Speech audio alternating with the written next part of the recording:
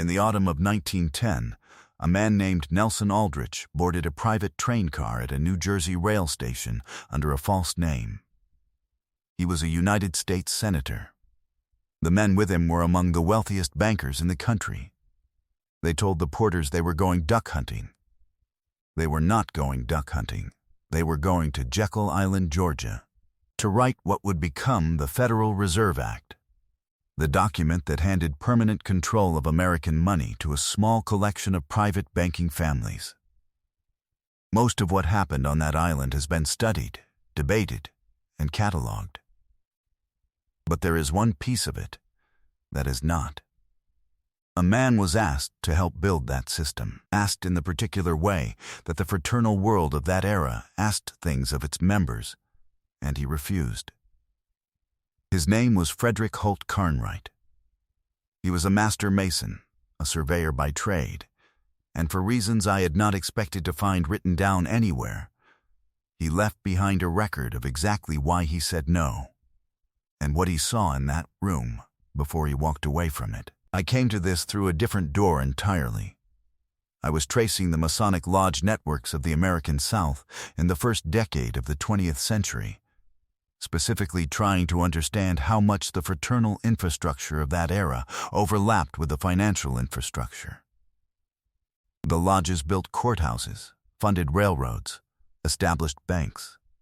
The degree to which those two worlds were intertwined is something most historians note briefly and then move past. I wasn't moving past it. The fraternal infrastructure of that era was not a social hobby. It was, in many regions of the country, the primary mechanism through which trust moved between men who had not grown up together, who did not share a church, who would not necessarily have done business without a shared code that made accountability possible. Understanding the lodge networks was, I had come to believe, the same as understanding how decisions actually got made. And in the course of pulling ledger records and correspondence logs from a lodge archive in Savannah, Georgia, I found a reference to a man who had been called to a private meeting in Washington in the spring of 1910, months before Jekyll Island, and who came back from that meeting and wrote a letter that his lodge secretary quietly folded into a box and never filed under his name. It was filed under the heading Refused Obligations. That box sat untouched for decades. I don't know if anyone had opened it before I did. The box itself was not large. It was one of 11 similar boxes in a storage room that the current lodge had been meaning to sort through since the 1980s.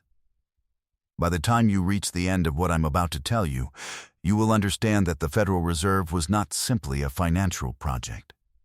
It was a social engineering project, and the people who designed it understood that certain kinds of men with particular loyalties, particular codes, needed to be either brought inside the architecture or removed from the positions where they might slow it down. What Carnwright whispered before he died in 1931 was not a dramatic confession. It was something quieter and more disturbing than that. It was a description of what he had been asked to do, what he had seen, and what he believed the system was actually designed to accomplish. That description has been sitting in a private collection in coastal Georgia since the year his daughter donated his papers to a local historical society that never had the budget to catalog them properly. The payoff of this story is not a crime. The payoff is a motive. And the motive is stated, in plain English, in a document I can tell you exactly where to find. Consider what the lodge world looked like in 1910. There were more than 1.6 million Freemasons in the United States at that moment. They held positions in nearly every municipal government, every state court system, every major regional bank. The fraternal networks were not incidental to American civic life. They were the connective tissue of it. If you wanted to build something that required cooperation across city lines, across state lines, across the invisible social boundaries that formal institutions had not yet bridged, you used the lodges. You used the trust that had been built across decades of ritual and obligation.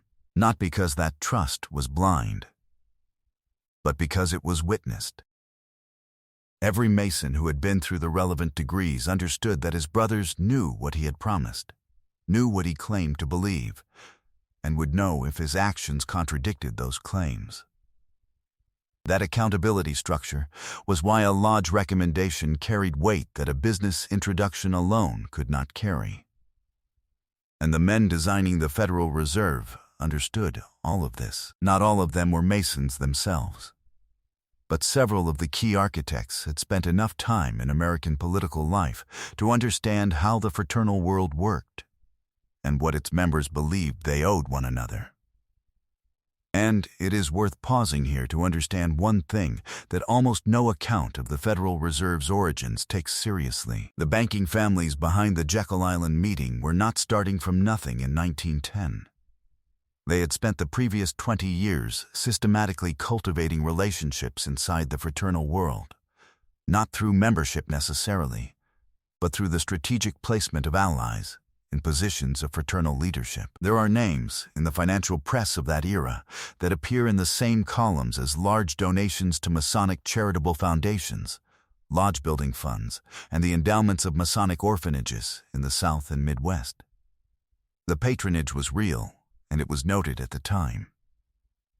What was not noted, because it was not understood until much later, was that this patronage was also a kind of purchase, not of individuals, of credibility, of the sense among ordinary lodge members that the men behind the new financial order were men who shared their values and respected their institutions.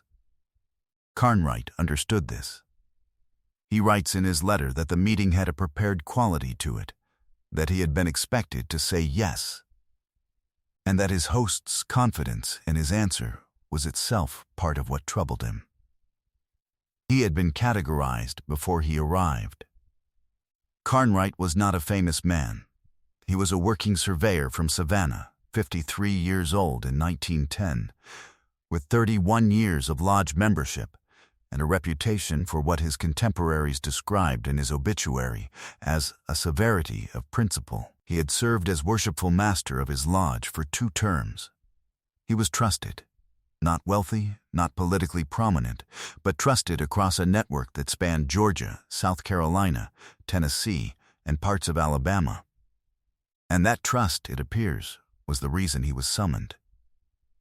The letter he wrote upon returning to Savannah in April of 1910 describes the meeting in careful, controlled language.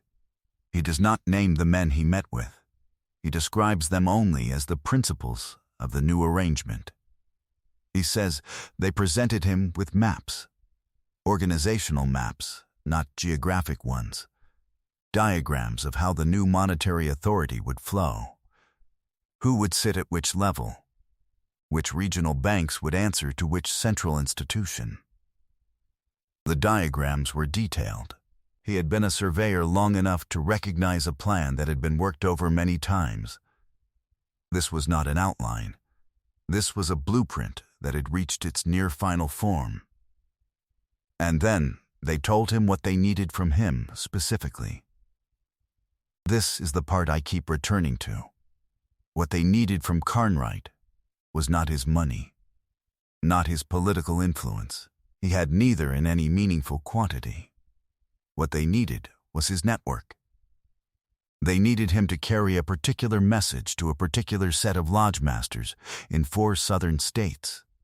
Men who sat on the boards of regional banks. Men who had the power to smooth the legislative path for the new system, or to quietly obstruct it. Carnwright was being asked to function as a transmission mechanism, as a trusted voice delivering a message that official channels could not deliver without triggering resistance. He describes all of this in the letter with a flatness that reads across a century like controlled fury. He understood exactly what was being asked. He was being asked to use the trust his brotherhood had built over 3 decades to move a political and financial project that he believed had not been honestly disclosed to the men whose trust he would be spending.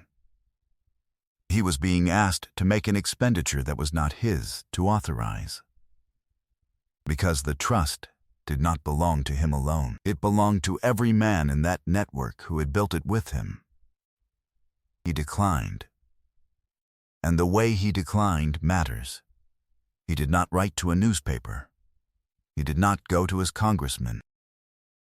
He did not make a scene at any official level that would have left a formal record outside the fraternal world.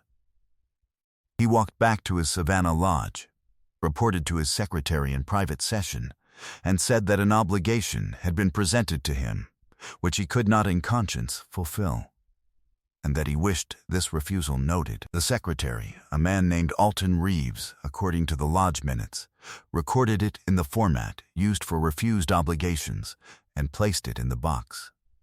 It was the Masonic way of preserving a record without amplifying a conflict. The box did not disappear. It simply became irrelevant, too small and too local to attract any attention from the people who might have wanted it gone. And that invisibility was what saved it. Because there is a second document.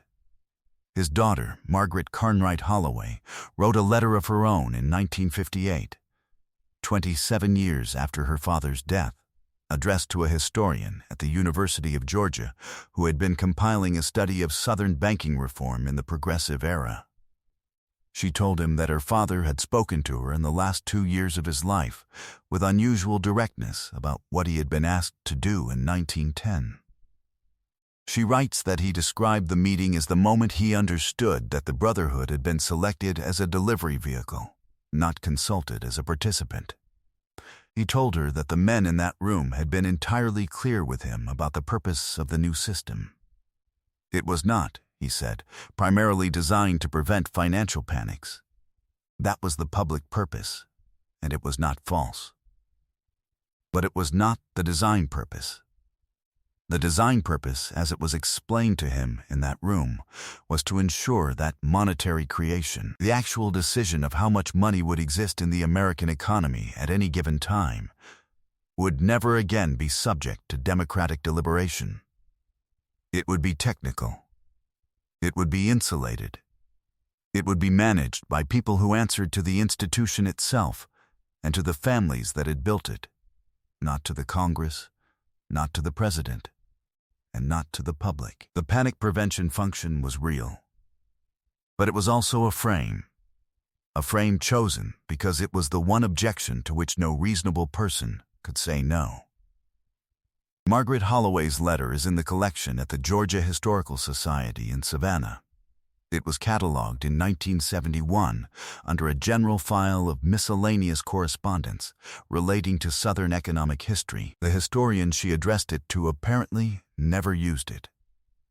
His study, published in 1962, does not mention Carnwright at all. I cannot tell you whether the letter was received too late, or whether the historian read it and judged it too peripheral, or whether something else happened entirely. I can tell you the letter is there, and that I have read it, and that it is not ambiguous in what it describes or what it attributes to Carnwright directly. Consider what this means in the context of what was publicly known about Jekyll Island even during Carnwright's lifetime. Very little. Frank Vanderlip, one of the men on that private train to Georgia, did not write publicly about the secret meeting until 1935. 4 years after Carnwright died. By then, the Federal Reserve had been operating for 22 years. The system Carnwright had been asked to help smooth into place had already reshaped the American economy in ways that were visible to ordinary people. The inflation of the First World War, the easy credit of the 1920s, the catastrophic credit contraction that produced the Depression. He did not live to see the Vanderlip article, but his daughter writes that in 1930, the year before his death, he read the early reporting on the Federal Reserve Board's role in the credit collapse and said simply, "This is the machine working as designed." He said it without apparent surprise. He said it the way a man speaks when something he has been waiting for finally arrives. The archive in Savannah contains 3 other letters from lodge members in the same period, none of them as specific as Carnwright's, but all of them expressing a version of the same unease. Men who had been asked to facilitate something they did not fully understand, who had deferred to the authority of the request because of the fraternal obligation it was wrapped in, and who were now watching the consequences unfold, without any way to speak about their role. The Masonic code they had honored was the same code that made it impossible to raise a public objection. The discretion that had made them useful was the discretion that kept them silent afterward. Carnwright said something else to his daughter, something she did not include in the letter to the historian, but did write down in a brief personal memoir she completed in 1967 and donated with her own papers to the same Savannah collection.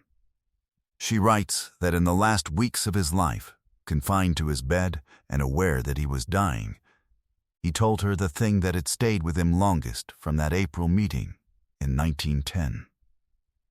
It was not the maps. It was not the request. It was a phrase used by one of the men in the room, a phrase he had turned over in his mind for 21 years without being able to set it down. The man had said, in describing why the new system needed to be insulated from democratic pressure, that money was too serious a matter to be left to the people who use it. Carnwright told his daughter he had recognized the logic of the argument even as it repelled him. That was what made it difficult. It was not an evil logic. It was a particular kind of managerial contempt dressed in the language of stability and expertise, and he had encountered a version of it before in the lodge debates about who could be trusted with certain knowledge and who needed to be protected from it. He had always been on the side that said the protection was indistinguishable from the exclusion. The meeting in Washington had presented him with the same argument applied to money, and this time the stakes were the entire American economy. He whispered it, his daughter writes, in the way a man whispers something he has been carrying for a long time and is finally ready to put down. Too serious a matter, he said. They meant it, and they built accordingly. This story did not stay in Savannah. The pattern Carnwright identified in 1910, the use of existing trust networks to smooth the implementation of systems that those networks had not been permitted to examine, did not end with the Federal Reserve. The architecture he described, insulated from deliberation and staffed by people who answered to the institution's own internal logic rather than to any external authority, became a template that was applied again and again through the 20th century. Regulatory agencies, international monetary bodies, post-war financial institutions. Each time, the people being asked to accept the new system were told it was too technical, too complex, too serious a matter for ordinary democratic channels. Each time, the men and women with principled objections found that the machinery for raising those objections had already been made structurally irrelevant before they tried to use it. Carnwright's refusal changed nothing about the Federal Reserve, but the fact that it was recorded, quietly and without drama, in a box in a Savannah lodge, that matters in a different way. It establishes that the objection existed, that it was articulate, and that it was buried not by destruction, but by misfiling.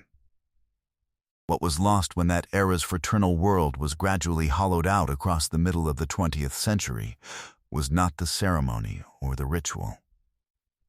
It was the infrastructure for principled refusal. It was the mechanism by which a man in a small southern city could say no to a request from extraordinarily powerful people, have that refusal witnessed and recorded within a system that his adversaries did not control, and know that the record would survive him regardless of what happened to him.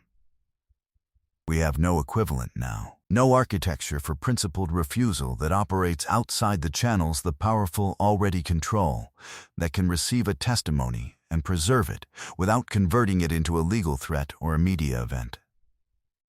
Frederick Holt Carnwright had that. He used it. The record survived. He was not a hero in any scale that history normally measures. He did not stop the Federal Reserve. He did not expose the meeting or the men. He went home, reported his refusal to his secretary, and lived out the remaining 21 years of his life as a surveyor in Savannah. But the whisper he passed to his daughter in those last weeks was not a small thing. It was the testimony of a man who had been close enough to the design of a system to understand what it was for, who had been asked to serve it, and who had said no. That testimony survived in a box that nobody prioritized, in a collection that nobody indexed properly, in a city that the architects of that system never thought to worry about. The answer was always somewhere that seemed too small to check. If you know someone who has spent years wondering not about whether these systems were designed, but about how clearly the designers understood what they were designing, share this with them. The record exists. It has always existed. It was just filed under the wrong heading.